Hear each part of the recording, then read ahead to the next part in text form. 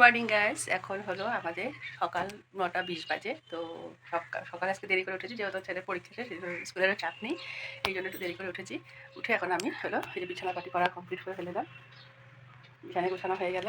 তো এবার সকালের ঠাকুরের বাসন মাজবো। তো আজকের ওয়েদারটা আপনাদেরকে দেখাচ্ছে, খুব সুন্দর ওয়েদার একটা, কারণ বৃষ্টি পড়ছে ঝিরিঝিরি ওয়েদারটা দেখা বেশ ঠান্ডা ঠান্ডা লাগছে। আর আমাদের এখানে একটু বৃষ্টি পড়লেই ঠান্ডা ঠান্ডা লেগে যায়।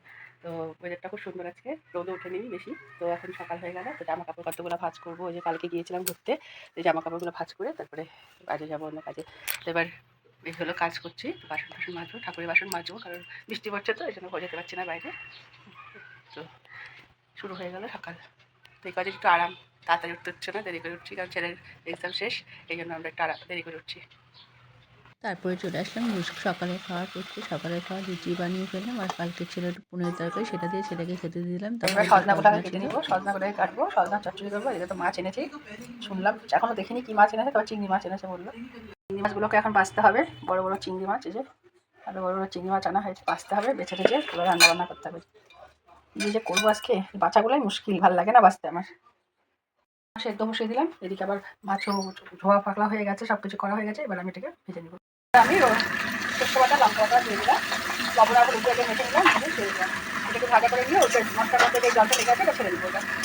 একটা মিষ্টি কুমড়া যে চিংড়ি মাছ করবো, একটা চিংড়ি মালাইকারি করবো। এবার পেঁয়াজ বাটা, লঙ্কা বাটা দিয়ে দিলাম।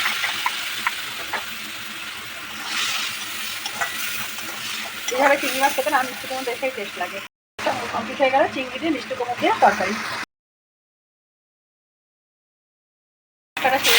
চিংড়ি মাছ করছি, আদা বাটা, দেরি টমেটো, পেঁয়াজ বাটা, লঙ্কা বাটা দিয়েছে, টমেটো দিয়েছি, তারপর ছেড়ে দিলাম। দিয়ে এবার এটাকে আমি অন্যান্য মশলা ছেড়ে দিলাম। ধনে গুঁড়ো, হলুদ গুঁড়ো, লঙ্কা, কাশ্মীর লঙ্কা গুঁড়ো, জিরে গুঁড়ো, লবণ দিয়ে দিলাম। দিয়ে আটকে নেমে দিলাম, দিয়ে তারপরে জলও দিয়ে দিব। হ্যাঁ, অল্প একটু দই দিয়ে দিলাম, জল দিয়ে মিক্সড করে একটু জল, হাফ চামচের মতো একটু দিলাম, দিয়ে একটু নাড়িয়ে দেবো। তারপর চিংড়ি মাছগুলো ছেড়ে দিব, দিলাম। মাছগুলোকে ছেড়ে এটার সাথে একটু কষিয়ে নিব,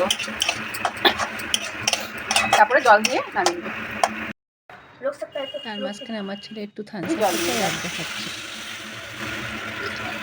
আজকে ছেলে বললো আলু ছানা খাবে, তাই এইভাবে করলাম। প্রতিদিন এক আলু দিয়ে ভালো লাগে না, জল খেতে আমার।